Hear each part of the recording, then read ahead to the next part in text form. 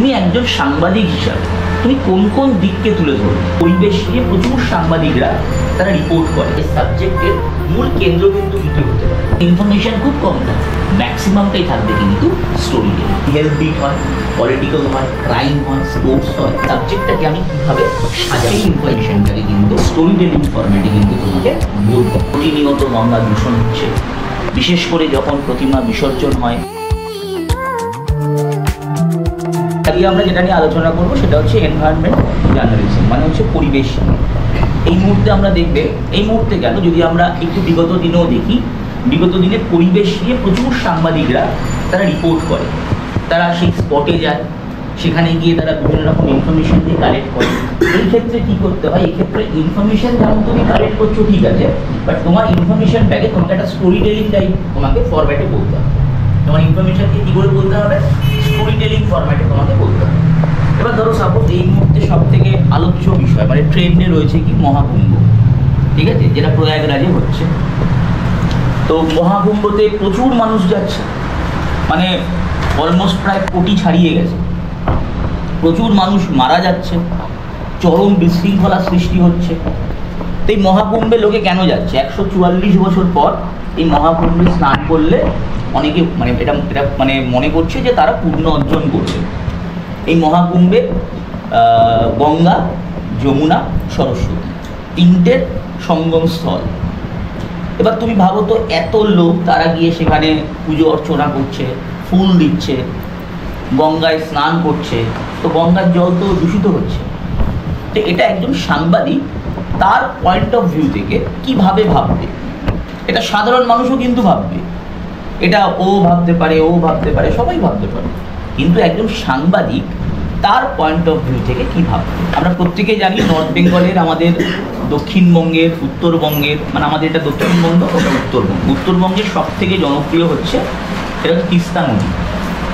সেই তিস্তা নদীতে একটা সময় খুব জনপ্রিয় একটা মাছ বিখ্যাত ছিল, এখনও রয়েছে।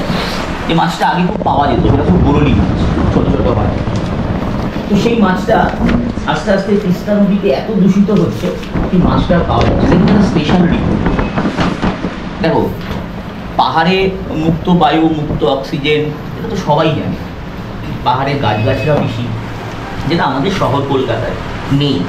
তুমি পাহাড়ে গিয়ে কোনোদিনও দেখবে সেখানে কনস্ট্রাকশন প্রমোটিং হচ্ছে না, সেখানে কিন্তু পাহাড় কেটে সেখানে তাদের প্রসেস অনুযায়ী তারা কিন্তু সেখানে হোমস্টে তৈরি করছে। সেখানে রাস্তা যখন তোমরা যদি পাহাড়ে গিয়ে থাকো তোমরা দেখবে সেখানে রাস্তা যখন তৈরি করা হয় সেটাও কিন্তু কলকাতার মতো এত পলিউশন কিন্তু তৈরি হয় না। তো একজন সাংবাদিককে কি করতে হয়, এই বিভিন্ন ক্ষেত্র থেকে তাকে পরিবেশকে বাঁচিয়ে রাখার জন্য তাকে কিন্তু সাংবাদিকতা করতে হয়, রিপোর্টিং করতে হয়। আমি একটা সময় প্রায় 4 বছর এই পরিবেশের উপর আমি সাংবাদিকতা করেছিলাম, মানে আমার এটা বিট ছিল। যেমন হেলথ বিট হয়, পলিটিক্যাল হয়, ক্রাইম হয়, স্পোর্টস হয়, এন্টারটেনমেন্ট হয়, তেমনি এনভায়রনমেন্ট হয়, যেটা একটা স্পেশাল রিপোর্টিং, যেটা অন্যান্য রিপোর্টিংয়ের থেকে সম্পূর্ণ আলাদা। যেমন তিমি মাছ কেন আর পাওয়া যাচ্ছে না? এই যে আমরা উড়িষ্যার থেকে, মানে হচ্ছে প্রপার পুরী থেকে একটা লোকেশন রয়েছে চিল্কা, যে চিল্কাতে আমরা ডলফিন দেখতে পাই, কিন্তু আস্তে আস্তে ডলফিনের সংখ্যা অনেক কমে যাচ্ছে। তো এটাও কিন্তু একজন এনভায়রনমেন্ট যে সাংবাদিকতা করবে, এনভায়রনমেন্ট জার্নালিজম যে করবে, তার কিন্তু এটাও কিন্তু একটা প্রশ্নচিহ্ন থেকে যাবে। এটাও কিন্তু এনভায়রনমেন্ট সাংবাদিকতা মানে জার্নালিজমের মধ্যে। তো এরকম অনেকগুলো ভাগ রয়েছে, যে ভাগগুলোকে আমাদেরকে জানতে হবে। আমরা সবার প্রথমে কি করব, আমরা একটা সাবজেক্টকে আমাদের মধ্যে আমরা ভেবে রাখবো। তোমাদের এক্সামে তোমাদেরকে বলে দিল যে এই বিষয়ের উপর তোমাকে একটা কপি লিখতে হবে, একটা রিপোর্ট লিখতে হবে। তোমাদের কলেজ থেকে বা তোমাদের ইউনিভার্সিটি থেকে সাবজেক্ট তোমাদের দিয়ে দিল, তো তোমাকে ভাবতে হবে এই সাবজেক্টটাকে আমি কিভাবে সাজাবো, বা এই সাবজেক্টের মূল কেন্দ্রবিন্দু কী হতে পারে। ধরো আজকে মেট্রো রেলওয়ে, তোমাকে বলা হলো মেট্রো রেলের উপর, তো মেট্রো রেলের উপর পরিবেশ নিয়ে তুমি কী ভাবো, তোমার মাথায় কী আসবে সেটা কিন্তু তোমাকে ভাবতে হবে। তোমাকে বলা হলো বিষ্ণু উষ্ণায়ন, তোমাকে সেটা নিয়ে কী ভাববে সেটাও তোমাকে ভাবতে হবে। তোমাকে বললো এই মুহূর্তে উত্তরবঙ্গের তিস্তা নদী, তোমাকে সেটা নিয়ে ভাবতে হবে।